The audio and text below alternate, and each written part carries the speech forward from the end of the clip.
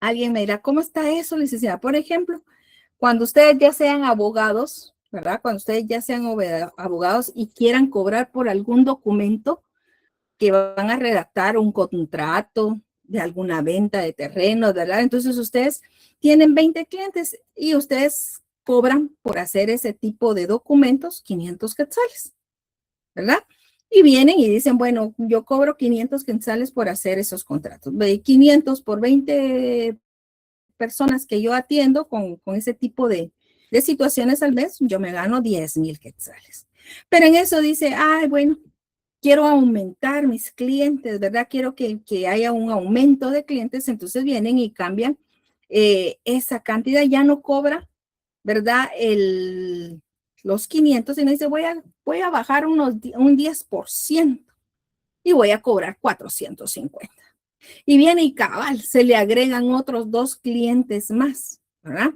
Entonces él viene y dice, ah, bueno, ahorita cobré 450, por los 22 me da 9,900. Es cierto que bajó un poco la proporción, bajó en un 10%, pero gané 2 clientes, que a la larga, si sigo aumentando, mi ingreso no se va a ver afectado. ¿Por qué? Porque es de 10,000 a 9,000, hay 100 quetzales, entonces solo bajaron 100 quetzales. Él dice, ah, bueno, por venir y hacer más clientela, voy a sacrificar esa parte, ¿verdad? Entonces él viene y dice, bueno, no me veo tan afectado en mi ingreso total. Entonces sí lo puedo hacer. Entonces ahí él va bajando en proporción, ¿verdad? Y no fue afectado su ingreso total. Entonces, esa es una forma de cómo va funcionando la elasticidad de algunos bienes y algunos servicios en la parte unitaria. ¿Alguna duda hasta acá?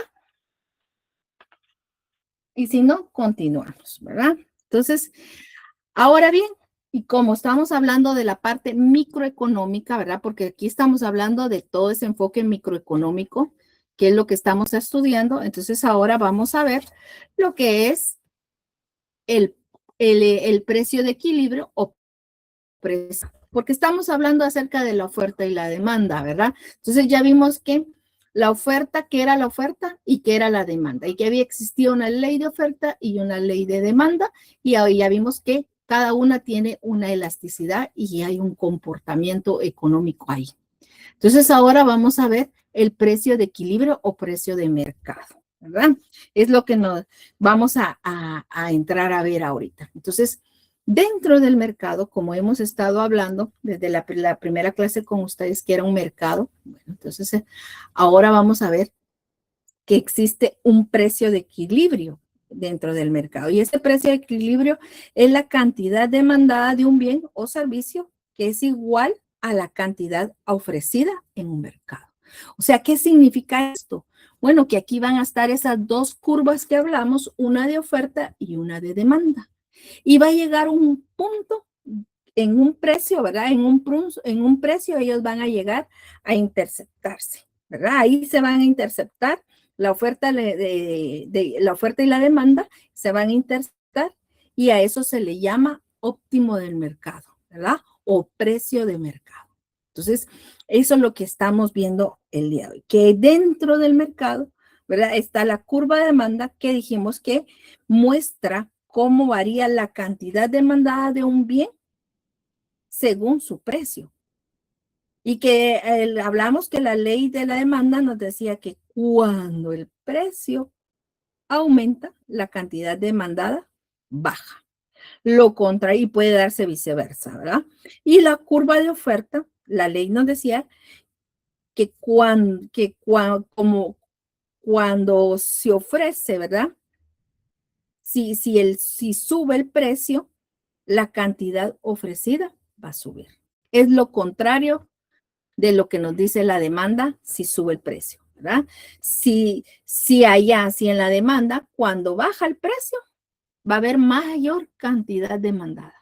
En cambio, la oferta nos dice que si aumenta el precio, va a haber más cantidad ofrecida.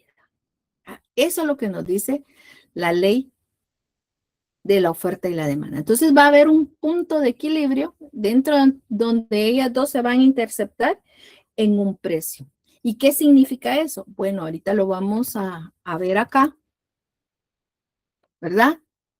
Acá vamos a ver cómo es por qué es tan importante que nosotros conozcamos o sepamos y miremos en este cuadro qué es lo que realmente sucede a ese precio de mercado. Acá pongamos un mercado de ropa, un mercado de camisetas, ¿verdad? Ahí está el mercado de camisetas y en ese mercado de camisetas hay una cantidad demandada y una cantidad ofrecida. Y están a diferentes precios, ¿verdad? O sea, por ejemplo, acá empieza, en un lado tenemos los precios, el otro la cantidad demandada y el otro la cantidad ofrecida. Si la cantidad demandada, ¿verdad? Estamos diciendo que es el punto de equilibrio. Pues si hablamos en este ejemplo, a 30 quetzales, la cantidad demandada es de 60, ¿verdad? Y la cantidad que están dispuestos aquellos oferentes a ofrecer o este mercado de ropa está dispuesto a ofrecer a ese mismo precio de 30, está dispuesto a ofrecer una cantidad de 60. O sea que por el lado de la demanda están dispuestos a comprar 60 cantidades de camisas a 30. Y la cantidad ofrecida o que están dispuestos los oferentes a dar 60 camisas es a 30. En ese punto se encuentra el punto de equilibrio, que tanto los demandantes como los oferentes están dispuestos a comprar. Ahí en ese precio se encuentra ese punto de equilibrio, ¿verdad? Para eso también se hace una fórmula matemática para poder llegar ahí, ¿verdad? Hay una fórmula que hay que utilizar para poder llegar a ese punto de equilibrio, pero nosotros no nos vamos a enfocar en esa fórmula, sino que vamos a interpretar qué es lo que nos quiere decir, si viene, qué nos quiere decir ese punto de equilibrio y para qué sirve ese precio de equilibrio en el mercado. Entonces, fíjense pues, el precio de equilibrio, ¿verdad? Está en 30. Entonces, ahí los vendedores tienen la cantidad de camisas que los consumidores están dispuestos a comprar, ¿verdad? Si el precio es mayor que 30, o sea, que vinieran y le suben 35 más, ¿verdad? Dicen, bueno, ya no las vamos a dar en 30, sino que algunos dicen, bueno, la vamos a dar a 35. Los vendedores ahí van a querer poner más productos a disposición para que van a ofrecer más productos, más camisetas, ¿verdad? Ahí los productores van a decir, bueno, está 35, yo ofrezco 80. Ese mercado va a decir, yo ofrezco 80, ¿verdad? A ese precio. Está aumentando. Igual si aumenta 40, él dice, yo estoy dispuesto a dar 100 en el mercado, poner 100 en el mercado a la disposición del mercado, 100, porque el precio está a 40, ¿verdad? Le dicen, lo vamos a aumentar a 40, entonces pongamos a disposición 100, ¿verdad? Ahí lo que está pasando es que están haciendo un exceso de oferta, ¿verdad? Están excediendo la oferta. Están aumentando la oferta. Y como se dice regularmente, ¿verdad? Hasta en los anuncios publicitarios que nosotros vemos, dice, el exceso en este producto puede causarles daños a su salud, ¿verdad? En alguna publicidad de algunos jóvenes que puedan estar recordando algún producto que diga, el consumo de este producto en exceso le puede causar daños en la salud. Pues igual, ¿verdad? Dentro de economía, igual, los excesos traen reacciones en el mercado y muchas veces esas reacciones son negativas.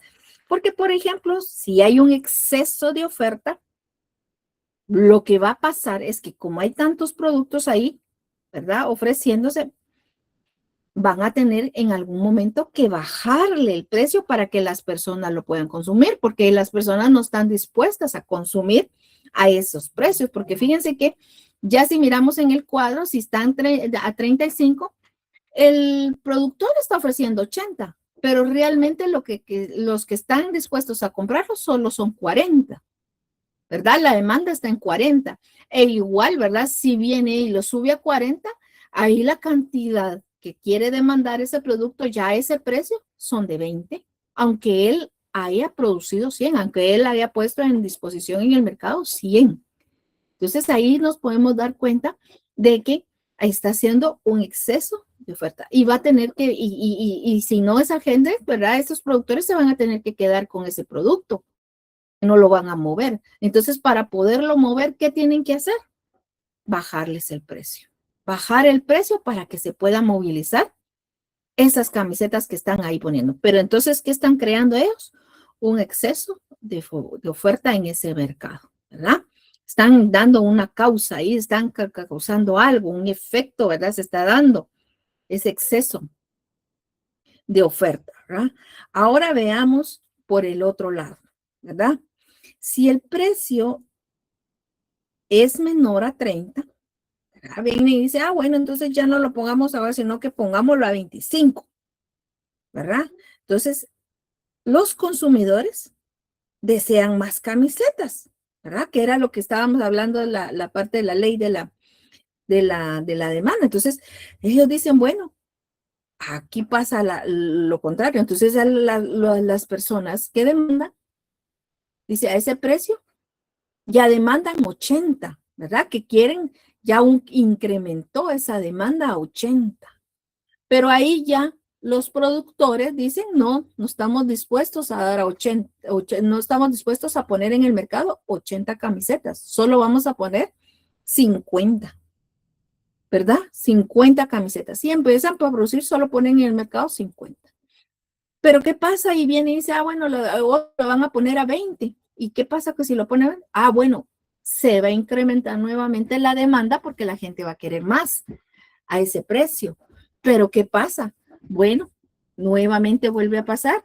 La cantidad ofrecida, los que ofrecen ese producto van a decir, no, vamos a poner en el mercado solo 30. A ese precio solo vamos a poner 30. Entonces, ¿qué están provocando ahí? Una escasez, ¿verdad? Entonces, ya ahí se está provocando una escasez en el mercado, ¿verdad? Y entonces, ¿qué va a pasar ahí? Cuando hay escasez de algo, ¿qué es lo que pasa en el mercado? Empiezan a aumentar los precios, porque la gente quiere consumir, pero entonces ya viene y dice, no, como hay poco, entonces mejor le aumentan los precios y entonces ya provocaron un efecto ahí, un alza de precios. ¿Por qué? Por generar la escasez, ¿verdad? Entonces, por eso es importante que nosotros veamos ese punto de equilibrio, entender qué es lo que pasa en el mercado, para qué sirve ese punto de equilibrio dentro del mercado, ¿verdad? Entonces, ese puntito que ustedes están viendo acá es el punto de equilibrio, ¿verdad? ¿Alguna duda hasta acá? Chicos, ¿o no me están escuchando? ¿O ya? No, Lick, no tenemos Todo ninguna claro, duda. Lick. ¿Sí? ¿Les va quedando claros? Va. Sí, licenciada, todo claro. Vaya, me alegra pues que estén todavía ahí. Yo sé que ya es tardito y ya es tardecito, pero demos ahí el último esfuerzo todos. Bueno, entonces fíjense que aquí, ya con este tema, nosotros ya hablamos acerca de la microeconomía, ¿verdad?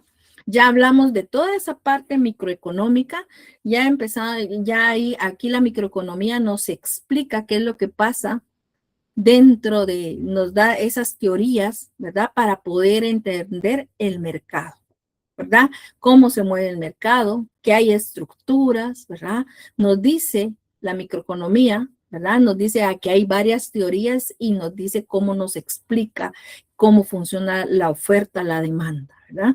Hay muchos más puntos, pero a ustedes nos dicen que tienen que, esto es lo esencial que deben de saber ustedes, ¿verdad? ¿Y por qué lo tienen que saber? Porque algún día ustedes van a ir a trabajar, chicos. Esto es del diario vivir. Cuando ustedes son abogados, ustedes van a tener que comprender un poquito de esto cuando lleguen allá a derecho mercantil, ¿verdad? O al administrativo o derecho, todos los que más de algo ustedes van a tener que comprender de estos conceptos, ¿verdad? Porque el licenciado allá, en esa parte va a hacer de cuentas que aquí se les dio, ¿verdad? Que aquí se les explicó. Yo sé que la realidad a veces no es igual como se pinta en la teoría, pero sí es importante que ustedes, toda la parte teórica que se les da en el área básica, la vayan atesorando, ¿sí? La vayan atesorando porque en algún momento puede ser que les vaya a servir ya cuando les toque ahí arriba estar, ¿verdad? Todas estas, hasta la parte económica, por eso les ponen este curso, no lo miren tan despreciativo o como que no, mírenlo como también su diario vivir, ¿verdad? Entonces, ahora ya vimos la parte microeconómica, ahora nos toca ver la parte macro, porque dijimos que estamos entre la rama de la economía y que existían teorías, ¿verdad? Y entonces hay una teoría que nos la explica de la parte micro y ahora y hay otra, y la teoría tiene explicaciones de enfoque micro y enfoque macro. Entonces ahorita vamos a entrar al enfoque macro. Voy a dejar de compartir acá y voy a ponerles la siguiente presentación. Si tenemos algún problema con el sonido, siempre me dicen, porque sí es difícil a veces saber si lo están escuchando aún. Ahorita les pongo la presentación. Denme un chancecito.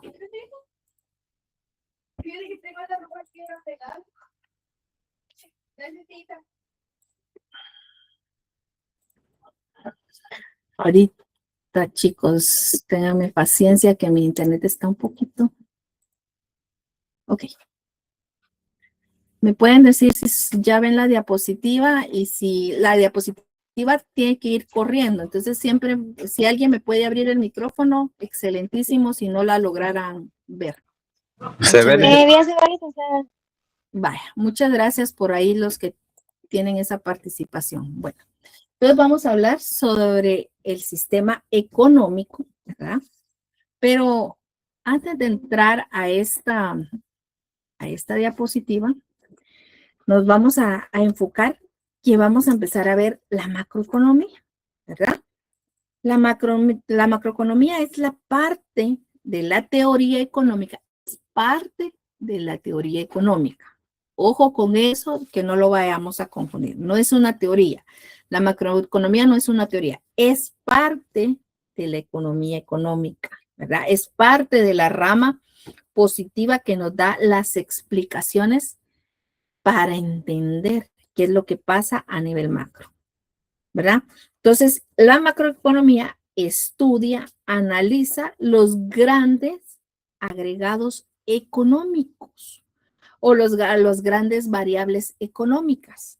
Eso es lo que ya estudia la macroeconomía. A eso nos ayuda a analizar y a estudiar los grandes agregados económicos. Estudia la parte de la ley de la oferta y la demanda, pero desde un punto de vista agregado, ¿sí? Desde el punto de vista de esos grandes agregados.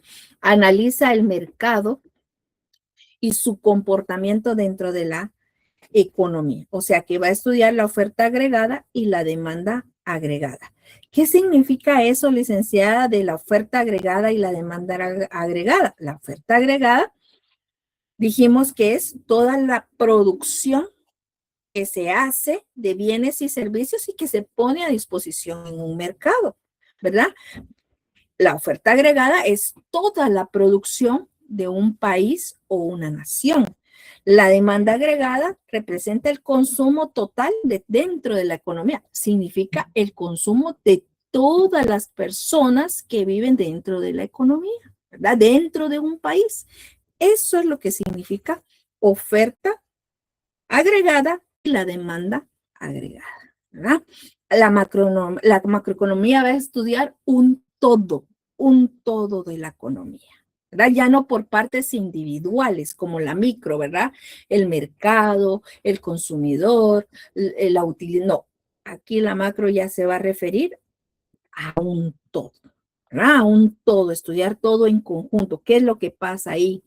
¿verdad? Porque ahí existen variables, ahí ya en un todo se va a ver el crecimiento económico de un país, de una nación, el alza de precios, el desempleo que se da a nivel general,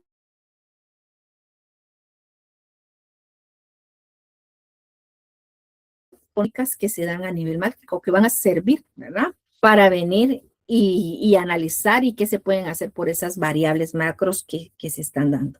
Entonces, algo que nos tiene que quedar claros es los grandes agregados económicos. Son las variables que resumen el comportamiento global de la economía de un país. Eso es lo que nos tiene que ir quedando claro, que los grandes agregados los estudia la macroeconomía y es un resumen del comportamiento global de la economía.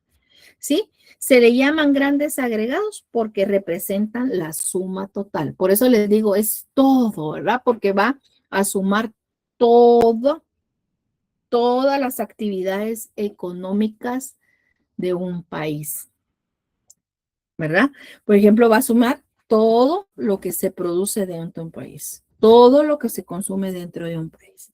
Bueno, entonces, ya viendo nosotros este punto de lo que es la macroeconomía, ¿verdad? Que ya ahorita ya vamos a tener que ir borrando, o no borrando, sino ahorita nos vamos a enfocar en la parte macro, ¿verdad? Ya ustedes pueden poner ahí en su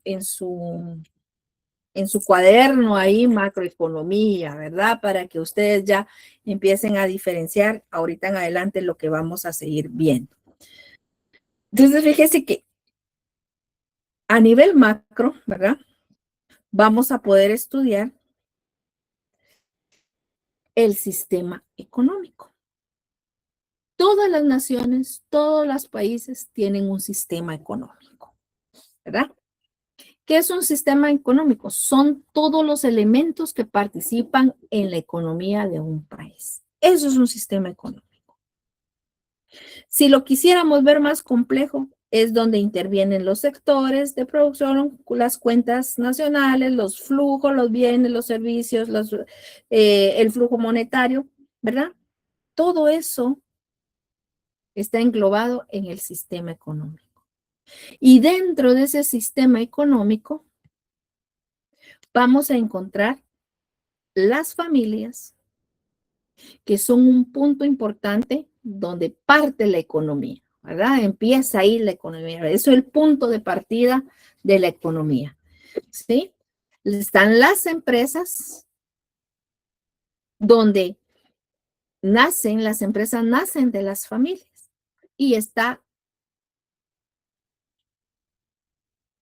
esas dos, y dentro de este sistema están lo que son los mercados de bienes y servicios y los mercados de factores de producción, ¿verdad?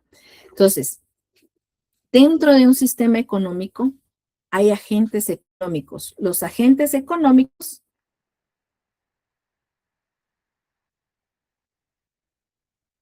disculpen chicos, vamos a ver si puedo regresar. Dentro de los agentes económicos están las familias y las empresas. Dentro de los agentes económicos están las familias, nuevamente estoy repitiendo, las familias y las empresas.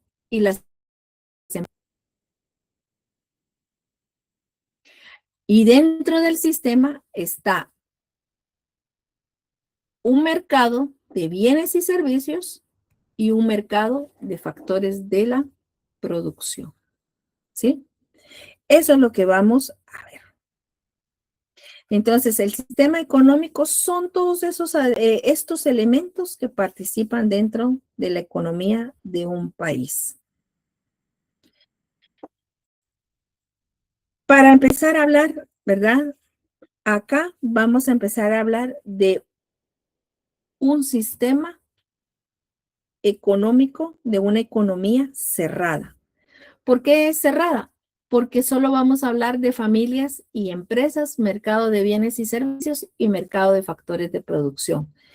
Aquí todavía aquí no vamos a incluir lo que es el Estado, que también dentro del sistema económico, porque alguien podría haber ya estudiado o podría ya saber decir, licenciada, pero ahí le faltan dos elementos. Le falta el Estado y le faltan las exportaciones e importaciones que se dan. Sí, pero nosotros ahorita estamos hablando de un mercado, de una economía cerrada, ¿verdad? No de una economía abierta. Entonces, solo vamos a ver una economía cerrada donde está la participación de las familias y las empresas siempre y del mercado de bienes y servicios y mercado de factores de producción. No vamos a estudiar los otros dos elementos, ¿verdad? Porque ellos también entran dentro del sistema, porque también ellos tienen un papel dentro del sistema, ¿verdad? Pero ahorita vamos a hablar de una economía cerrada, ¿verdad? Entonces aquí cuando hablamos de economía cerrada, vamos a referirnos a familias y a empresas, ¿verdad? Entonces veamos que dentro de las familias, dentro de acá, de estos agentes económicos, va a existir una relación, ¿verdad? Entre las familias va a existir una relación que se va a dar dentro de las familias, las empresas, el mercado de bienes y servicios y el mercado de factores de producción.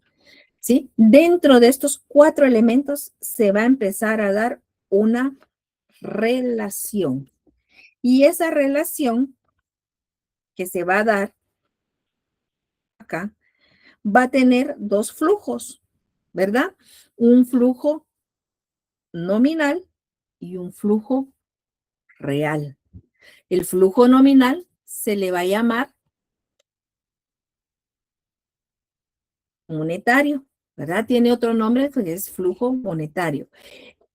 Y ahorita vamos a empezar a hablar de esa relación. ¿Cómo es que surge esos dos flujos? ¿Cómo es que entran en esta relación entre familias, entre estos agentes económicos que son las familias y las empresas, ¿verdad? Entonces, empecemos a hablar acá. Estos temas ya algunos ya los vimos y ahorita solo es de irlos refrescando. Recordémonos que las familias, ¿verdad? Acá las familias juegan un papel importante porque de estas familias vienen los factores de producción, ¿verdad? Vienen los factores de producción. ¿Y cuáles son esos factores de producción, licenciada? Bueno, eso lo vimos en la segunda unidad, pero para que nos recordemos, antes de entrar ahorita al flujo, está la tierra, el trabajo, el capital y la capacidad empresarial.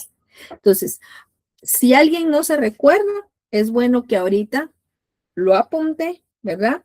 Y ponga la tierra, los factores de producción están la tierra, el trabajo, que el trabajo es la mano de obra, el capital y la capacidad empresarial. La tierra va a tener un beneficio que va a recibir rentas. El trabajo, por el trabajo va a recibir un salario. Es bueno que lo vayan apuntando jóvenes, porque eso es de aquí, ya esos temas ya tendrían que irse manejando. Y les digo porque yo puse una pregunta de estas y no pudieron distinguir qué era el capital y qué era la capacidad empresarial, que son cosas diferentes, ¿verdad? El capital que va a recibir intereses, ¿verdad? Cuando uno tiene un capital, pues va a recibir intereses, ¿verdad? O una ganancia, intereses o una ganancia. La capacidad empresarial que se va a recibir por medio de la capacidad empresarial, utilidades. La capacidad empresarial dijimos que eran conocimientos, ¿verdad? La capacidad empresarial está relacionada con el conocimientos, la preparación y la experiencia y habilidades que tiene una persona para tomar decisiones y hacer estrategias dentro de una empresa, ¿verdad? Dentro para poder producir. Entonces, la capacidad empresarial es cuando aquellos que van a producir tienen esas habilidades, tienen esos conocimientos, una preparación para poder venir y hacer innovaciones, estrategias. Ojo, que esto se los estoy recordando. Estos cuatro factores no los voy a ver cada uno, sino que solo les estoy recordando qué es cada uno de ellos. Porque ¿dónde van estos cuatro? En el mercado de factores de la producción. Y si nosotros no nos recordamos de esto, ahorita que explique esto, van a decir, ¿y esto de dónde lo sacó la licenciada? Ojo, pues, entonces estamos hablando que hay una relación entre las familias, el mercado de bienes y servicios, empresas y el mercado de factores de producción. Entonces ahí se va a dar un flujo circular. O sea, es algo que va a suceder circular, que no va a tener fin en algún momento, porque siempre va a estar en círculos, siempre va a estar girando en círculos, ¿verdad? Siempre se va a dar. Entonces veamos acá. El flujo nominal, llamado también monetario, va a empezar con las familias. Las familias van a ir al mercado de bienes y servicios. ¿A qué? A comprar bienes y servicios. Van a ir a consumir bienes y servicios. Pero para poder consumir, las familias necesitan hacer un pago, ¿verdad? Por esos bienes y servicios. Al momento que ellos hacen un pago por bienes y servicios, se está moviendo ahí ese pago, ¿verdad? Ese pago lo representa es el dinero, ¿verdad? Que cada quien que utilizamos, ¿verdad? En este momento, en nuestro país sería el quetzal, ¿verdad? Por eso les pongo un quetzal ahí. Entonces, ¿qué pasa? Las familias tienen que ir al mercado de bienes y servicios a consumir, ¿verdad? A traer esos productos que necesitan. Entonces, van a venir y hacer un pago. Ese pago, ¿verdad? Que hacen, que ese es está representado en el dinero, van a venir ellos y lo van a dejar en el mercado de bienes y servicios y va a llegar a manos de ¿quién?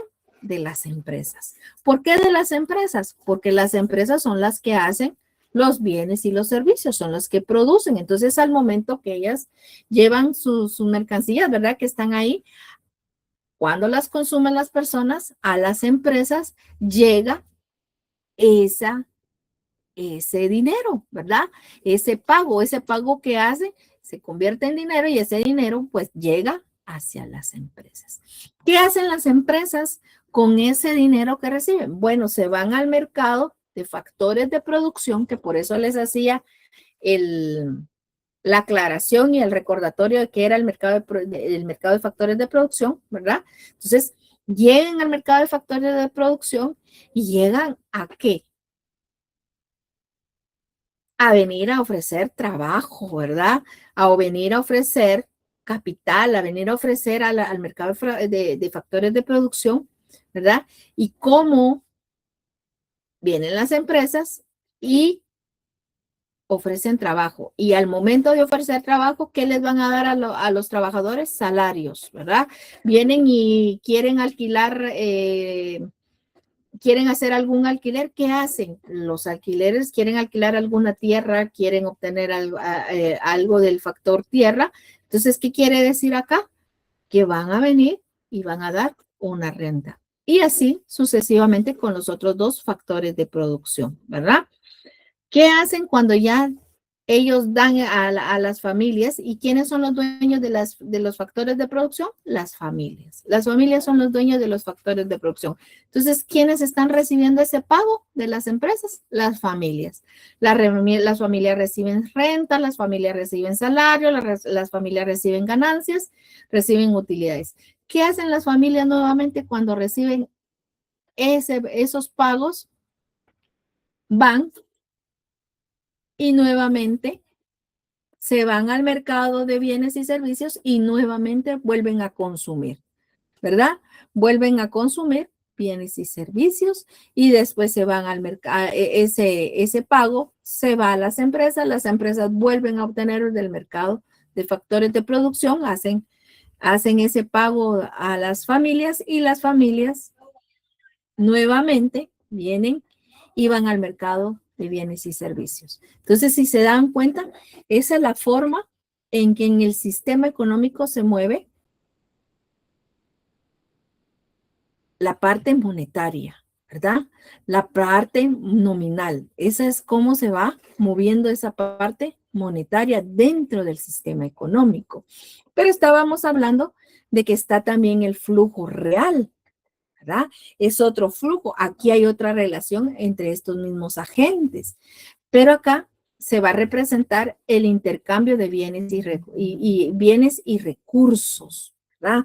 Ahora veamos cómo es que se da esta otra parte. Ya vimos cómo se da la primera parte, donde existe el flujo monetario. ¿Cómo es que se va dando? Ahora miremos el flujo real o de insumos y productos, que representa el intercambio de bienes y recursos. Es decir, las familias ofrecen trabajo y factores de producción y las empresas las entregan en bienes y servicios, ¿verdad?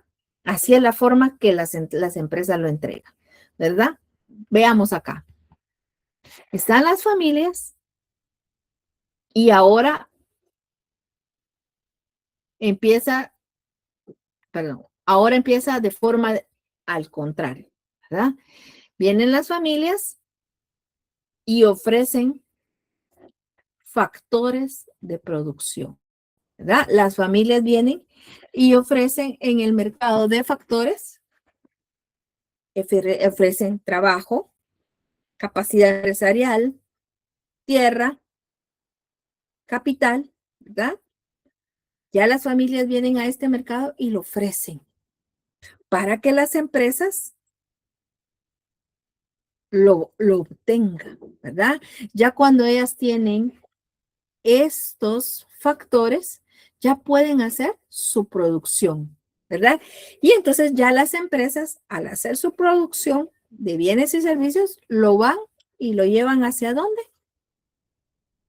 Hacia el mercado de bienes y servicios, ¿verdad? Ya toman esos factores, convierten, hacen su producción, ¿verdad? Hacen sus mercancías y ya las entregan al mercado de bienes y servicios, ¿verdad? ¿Para qué las llevan al mercado de bienes y servicios? Para que las mismas familias las puedan consumir, ¿verdad? O sea que todas esas empresas llevan sus bienes y sus servicios para las familias, para que las familias las puedan consumir. Así es como las van entregando. Entonces a esto se le llama flujo real, ¿verdad? Flujo real o flujo de insumos y productos. Entonces, en este recuadro ustedes ya lo pueden ver de una forma ya resumida, ¿verdad? Cómo es que va funcionando. Si nos damos cuenta, el flujo de insumos y productos empieza de las familias dando los factores de producción a las empresas y las empresas ya con productos, bienes y servicios finales van al mercado y los ponen en el mercado para las familias. Mientras que el flujo monetario, vienen las familias y van al mercado y llevan, ¿verdad? Hacen pagos para obtener los bienes y servicios. Esos pagos le llegan a las empresas nuevamente van al mercado de factores de producción a contratar, ¿verdad? A adquirir esos factores de producción y esos factores de producción al momento de adquirirlos, ellos tienen que pagar y esos pagos llegan nuevamente a las familias. Entonces, acá esa es la relación que se da dentro del sistema económico. Así de fácil como ustedes lo están viendo así, como lo estamos viendo acá, pues así se da, pero todo eso engloba toda nuestra economía, ¿verdad? Ahí está englobada toda nuestra economía de un país.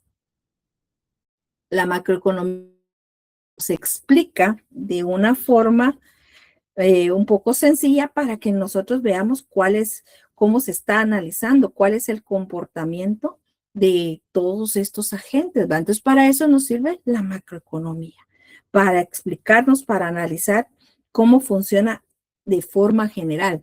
Pero dentro de este sistema van a darse fenómenos, ¿sí? Van a darse fenómenos que hay que estudiar, ¿verdad? A nivel micro y a nivel macro. Entonces, ahorita estamos a nivel macro, ¿verdad? Y dentro de nuestro sistema económico también va a existir lo que es una clasificación de sectores, o sea que el sistema económico está clasificado, existe una clasificación, ¿verdad? Para poder llevar un mejor control dentro de este sistema, para poder saber cómo está sectores, qué sectores tiene el sistema económico, ¿verdad? Vamos a hablar de que existe un sector primario, un sector secundario y un sector terciario. Entonces, miremos que el sector primario, ¿verdad? El sector primario es el que va a obtener directamente de la naturaleza, sin procesos de transformación de la industria, va a obtener todas esas naturalezas y las va a transformar. Por ejemplo, va a producir, ¿verdad? Va a producir. Es el sector primario, es el que es el productor, ¿verdad?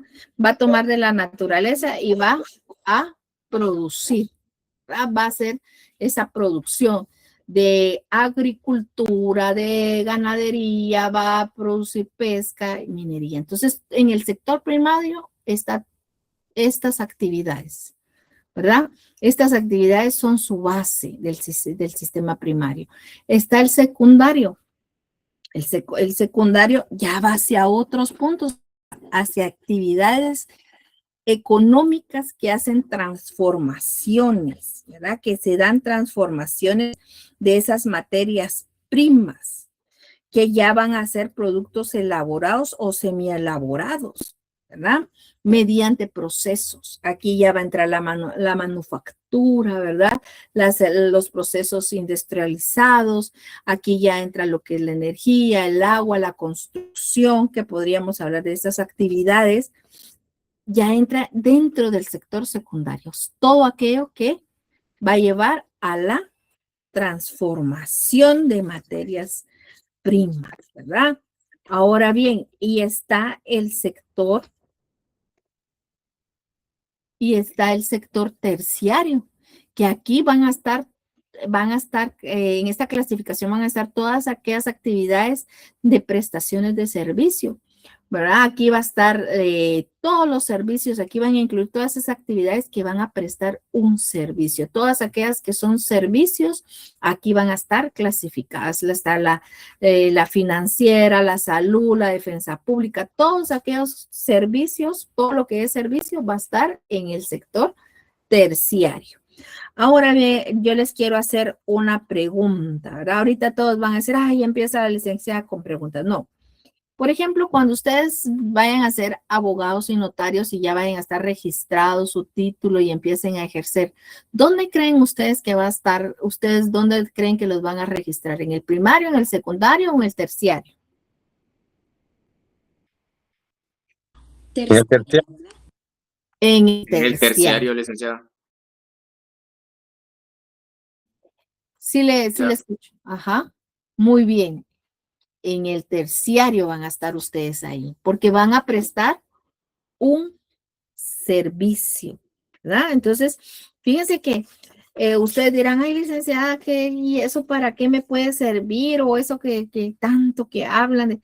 No, miren, cuando ustedes vayan a la SAT, ¿verdad? O algunos que ya están en la SAT o alguien que vaya a la SAT y lo empiezan a registrar, ahí va a sacar su NIT o ya va a poner que lo van a registrar, ¿verdad? Le van a poner todos sus datos en la SAT. Lo van a tener que registrar en alguno de estos sectores. Desde ahí nos empiezan a clasificar en alguno de estos tres sectores, ¿verdad? Entonces ahí sale la lista en la SAT en qué sector puede estar uno ubicado dependiendo la actividad que se realiza. Otra pregunta que les hago para que no nos estemos ahí, que ay, qué aburrida la clase de economía. No, miren la tan bonita la clase. Ustedes pueden aprender bastante, si ustedes quieren. Pónganse que yo les pregunto, ¿por qué creen ustedes que hay países que son industrializados y países que no son tan industrializados? Primera pregunta, ¿será que Guatemala es un país industrializado? ¿Qué creen ustedes? No. No. No, ¿verdad? No es un No, país licenciada. excelente para los que están ahí conmigo. No es un país industrializado. ¿verdad? ¿Por qué creen ustedes que no es un país industrializado? ¿Será que porque nuestra gente Porque no carecemos trabaja? de tecnología. Esa es una, muy buen punto. Ajá. El sistema ¿O político, ustedes pues, creen que eso, el sistema político? Sí, podría también. ¿O será que todos así como que no puedo, todas las actividades que hacemos aquí en Guatemala, tal vez no somos tan trabajadores, tal vez no nos dedicamos mucho, no nos gusta trabajar? ¿Será eso? ¿Ustedes qué Por la creen? falta de empleo y oportunidades, licenciada, que esa es una de las grandes problemáticas que cuenta nuestro país, el cual nos impide poder estar en una vía de desarrollo industrial. Sería mi punto de vista. No sé si estaría de acuerdo. Excelente, con la participación que ustedes están haciendo, está muy bien, porque son sus ideas, ¿sí? Ustedes como futuros abogados y futuras abogadas tienen que aprender sin entrar en discordia, aprender a defender sus ideas y a poderlas exteriorizar, porque ustedes van a defender a gente, ¿verdad? Entonces a ustedes no les queda muy bien ser tan tímidos, ¿verdad? Sino que tienen que tener sus propios puntos de vista. Y ahorita ustedes empiezan en la carrera, entonces empiécense a ejercitar, ¿verdad? Aquí no importa si nos equivocamos o no nos equivocamos, y aquí estamos aprendiendo estamos, ¿verdad? Entonces, excelente la participación, ¿verdad? Fíjense que porque algunos países son industrializados, porque han entrado en un mayor desarrollo en la parte del sector secundario, ¿verdad? En cambio, nosotros todavía en actividades a nivel primario, ¿verdad? Como la ganadería, por ejemplo, la ganadería, la agricultura. En nuestro país, la agricultura es nuestro fuerte a nivel económico. Ese sector es el que es realmente el que maneja la mayoría de personas, ¿verdad? Entonces, es un país totalmente muy agrícola. Entonces, el nivel secundario, ¿por qué son industriales? Por ejemplo, si ustedes agarran todas sus camisas, ¿verdad? Zapatos, miren de dónde es. Díganme a ver la marca y algunos ahí, agárrense ahorita y miran cuál es de dónde está, en Made en dónde, hecho en dónde. Miren ahí sus zapatos, miren ahí, aunque sean de marcas caras, miren de dónde están hechos. ¿Dónde dice ahí sus playeras que están hechas? La mayoría. Indonesia, en China. Indonesia, China, China. ¿verdad? China. Algunos de Estados Vayan Unidos. ahí, algunos Estados Unidos, Unidos. Vietnam. Islam, se dan cuenta. Pero si ustedes van a revisar, a la mayoría, todos dicen más de China, casi la mayoría. ¿Qué significa eso? Que hay en eso, es un sector más industrializado, ¿verdad? Está desarrollada, esas actividades de transformación están más desarrollados en esos países. Por eso es que son industrializados. Por eso es que sus economías crecen, ¿verdad? Porque como bien decía el compañero, las tecnologías, ¿verdad? Las tecnologías ayudan, las maquinarias que tienen, ¿verdad? Para poder hacer esos bienes o esos servicios. Entonces, es para que nos quedara un poquito claro y que vieran cómo es que funcionan esos sistemas económicos. Bueno, y acá vamos a ver el último tema, que son, ya como hablamos de los sectores, ¿verdad? Estuvimos hablando que había un sistema y hablamos de las familias, hablamos de las empresas, de los factores de producción, ¿verdad? Ya hablamos de estos temas. Ahora vamos a hacernos una pregunta, hagámonos una pregunta. ¿Cómo podemos medir toda esta actividad económica que se da dentro de este sistema? Entonces, ¿cómo es que a nivel macro se puede medir todo esto que sucede en una nación? ¿Cómo es que se puede dar? ¿Cómo es que se puede medir? Bueno, aquí es donde entran las cuentas nacionales. Fíjense, las cuentas nacionales nos permiten registrar, medir el resultado de las actividades económicas de un país. ¿A través de qué? De indicadores. Entonces, todos los países tienen con diferente nombre o similar nombre cuentas, ¿verdad? Cuentas nacionales. Los países industrializados, los países grandes, desarrollados, como se les dice actualmente, ellos también tienen cuentas. Entonces, nosotros también, como nación, tenemos cuentas nacionales que nos permiten llevar registro y medir las actividades económicas, ¿verdad? ¿Por medio de qué? De indicadores, ¿verdad? Por medio de indicadores. Entonces, las cuentas nacionales también, en algunos otros documentos se les llama economía, se conoce como economía social, contabilidad económica, contabilidad de la nación, ¿verdad? ¿Por qué? Porque es un instrumento que nos permite medir por medio de los indicadores cómo están las actividades dentro del sistema económico, ¿verdad? Entonces, ¿quiénes llevan aquí nuestras cuentas nacionales? ¿Quiénes son los que registran estas cuentas nacionales? ¿Quiénes son los encargados de ver esos indicadores y podernos informar acerca de cómo está nuestra economía, nuestras actividades económicas? Pues el Banco de Guatemala, ¿verdad?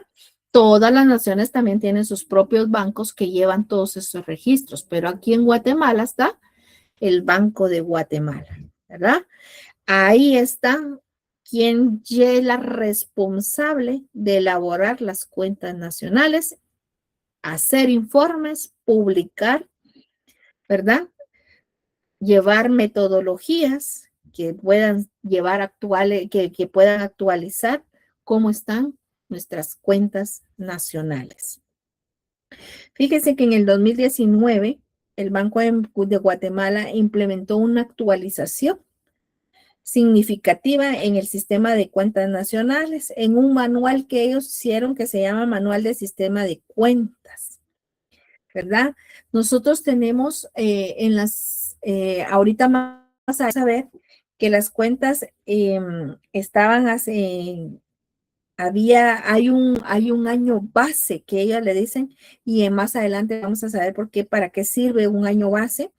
Antes ellos tenían un año base que era el 2008, pero en el 2019 con este nuevo manual que hicieron, lo cambiaron al 2013. ¿Esto qué permitió? Bueno, que se modernizara la metodología del cálculo de muchos indicadores, el mejoramiento en la información, el mejoramiento en la forma de llevar las estadísticas contables, ¿verdad? Que permiten hacer estos indicadores. Entonces, hasta se llevaron un premio en América Latina para que vean que estas cosas a veces nosotros no las conocemos, pero son buenas que ustedes las conozcan, que es su país, ¿verdad? Y que miremos que hay cosas buenas que se hacen dentro de las instituciones, que no todo es malo, ¿verdad?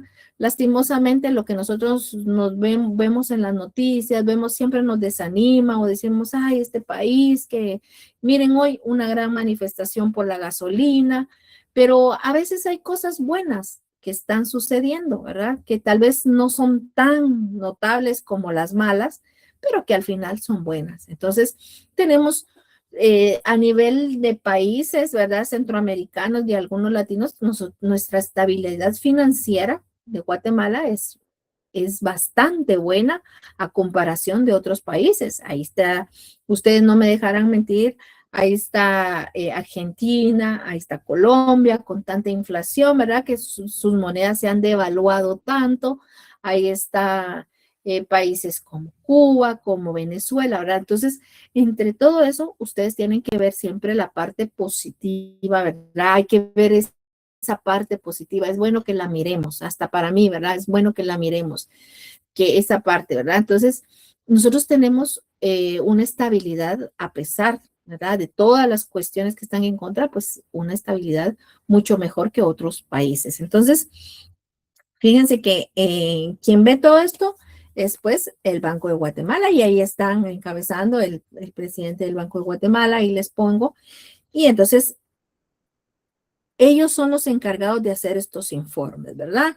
Y para ello, pues ellos utilizan, pues todo esto para informarlos está abierto al público, ¿verdad? Y entonces acá yo les dejo para que si alguien quiere curiosear, alguien quiere conocer cómo es la página del Banco de Guatemala, quiere conocer algunos indicadores, entre esos la inflación, que es un indicador macroeconómico que ahorita vamos a ver, está dentro de las estadísticas macroeconómicas. Si alguien quisiera ahorita venir y agarrar la página del banco, podría hacerlo y meterse a estadísticas, meterse ahí y le puede salir la inflación, ¿verdad? Ahí le va a salir la inflación, que es lo primero que vamos a ver.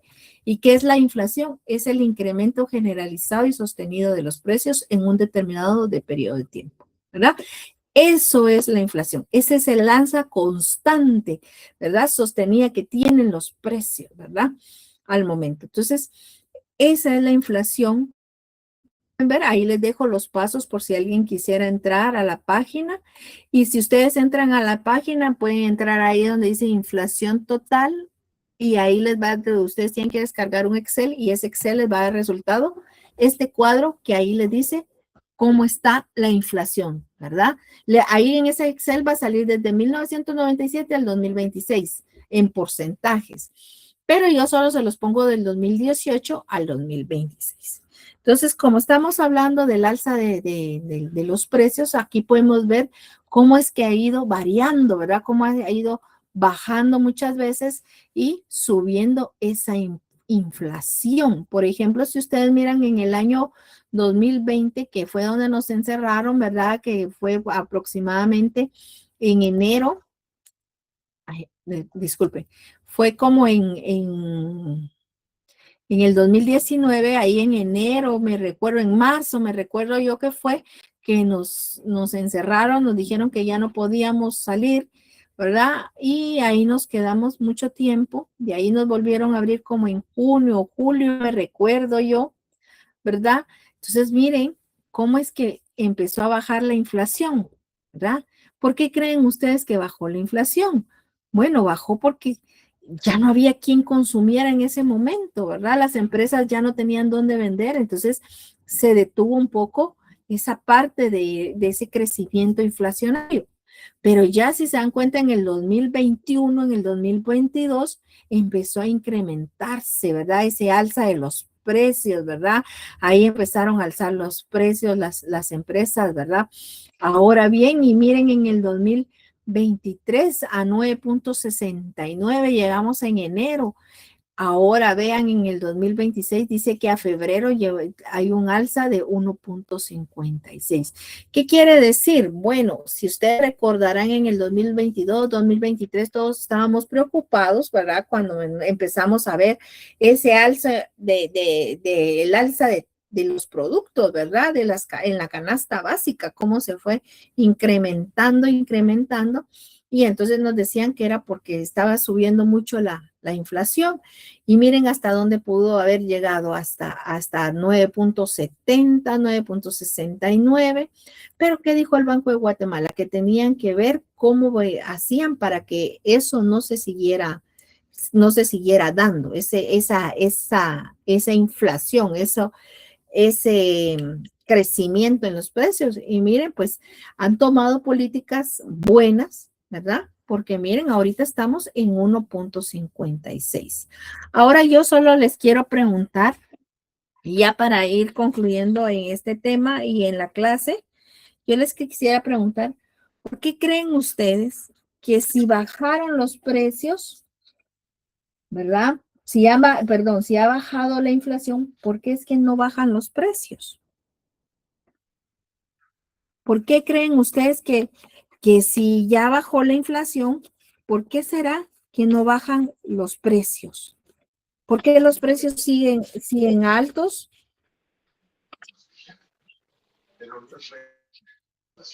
Por el ¿Me puede monopolio. ayudar ahí? Por los monopolios, ajá. Pero en No sí, sé, pero tal vez porque el costo de producción no bajó. porque el costo de producción no bajó, ajá, Factores desde luego, internacionales podría ser. factores internacionales, pero hablemos acerca de este punto del tema de inflación. Si decimos que la inflación es un porcentaje, ¿verdad? Es un indicador que se va calculando por un porcentaje y nos va diciendo cómo se va alzando esa inflación y cómo van creciendo los precios, ¿verdad? Por ejemplo, si vemos que la inflación en el 2025 empezamos en enero de 2.19 y ahora llevamos 1.56. ¿Por qué será que, por ejemplo, en algo tan sencillo como es, si me costaba, o se los voy a poner, por ejemplo, en el 2022 ustedes se compraron un par de zapatos y les costaron 200. Ese mismo par de zapatos ustedes se lo vuelven a comprar en el 2025 y ya no le cuesta 200, sino que le vuelve a costar 300. Pero si está bajando, si miramos en el 2025 estaba bajando la inflación y ahora ustedes van a comprar el mismo par de zapatos ahorita en el 2026, ahorita en enero, por ejemplo, los volvían a necesitar y van y cuesta 300, sino que le cuesta 400. ¿Por qué sigue bajando la inflación? Porque creen ustedes que ese zapato llegó a costar 400. ¿Por qué será? Que se va, ¿y por qué si bajó la inflación, por qué no es que bajó el precio de ese zapato que nosotros íbamos comprando? Porque la inflación es acumulativa, ¿sí? Ese crecimiento es acumulativo y se los voy a explicar acá. No significa, entonces alguien me podrá decir, entonces alguna compañera o algún compañero me parece, entonces no sirve de nada que esté bajando. No, claro que sí, claro que sí. Por eso es que el Banco de Guatemala, el gobierno, todos tienen que ver cómo es que hacen que no suba, siga creciendo ese alza de los precios, siga aumentándose. ¿Por qué? Que ese porcentaje llegue a cifras ya de 2 dígitos más, ¿verdad? Eso ya empieza a hacer que se devalúen las monedas, ¿verdad? Y que el precio de las cosas siga incrementándose más. Se los voy a explicar sencillamente. Por ejemplo, con la compra de un libro. Por ejemplo, si el libro cuesta 100 quetzales y la inflación, pongámosle una inflación de 9.70, tomemos el de acá, el de 9.70 de octubre. En octubre me costó, ¿verdad? Le pongo 9.70 y ahí hacemos un cálculo matemático que no es el que vamos a entrar, pero vengamos y calculamos ahí la inflación a 9.70. Ese libro, si yo le hago prácticamente la inflación es el libro, entonces ya no me va a costar 100, sino que a esa fecha me va a costar 109.70. Cuando ya le aplico yo ese porcentaje a ese libro, ya no me va a costar 100, sino que ya me va a costar 109.70, ¿verdad? Pero, ¿qué pasa ahorita si yo lo quiero comprar en el 2026 y hay un porcentaje inflacionario de 1.56? Bueno, yo lo compré a 109. ¿Qué es lo que va a pasar?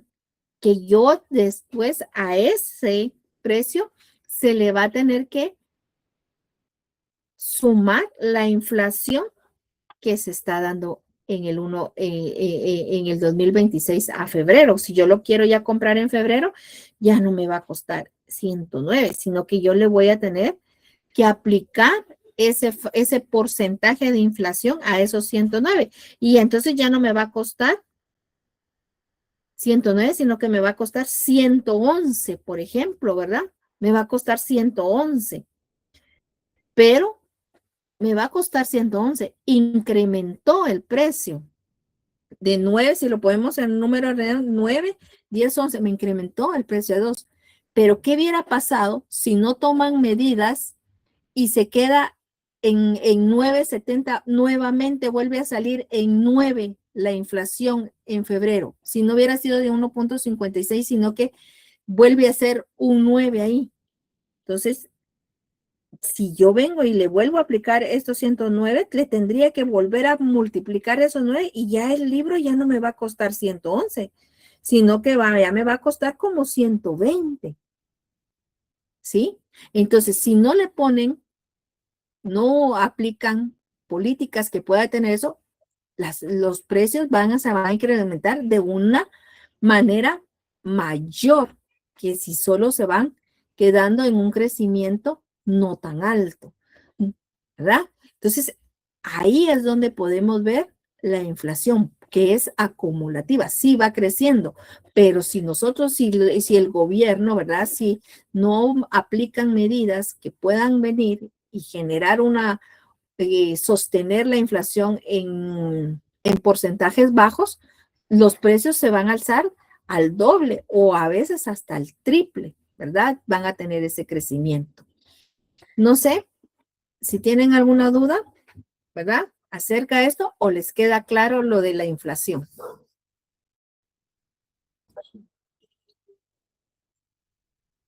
¿Cómo vamos, chicos? ¿Todavía o ya se fueron a dormir y me dejaron acá? Está todo claro, licenciada. ¿Sí? Bueno. Todo claro, licenciado. Me alegra que si todos han entendido y si todo les ha ido quedando claro, me alegra muchísimo que vayan tomando eso en cuenta, ¿verdad? Entonces yo les agradezco muchísimo su atención a todos. Nos vamos a quedar hasta ahí, hasta el tema de la inflación. Vamos a seguir viendo lo que es siempre la macroeconomía en el siguiente clase. Y pues vamos a seguir viendo otros indicadores macroeconómicos, ¿verdad? Les agradezco mucho, que pasen una bonita noche y pues si no hay ninguna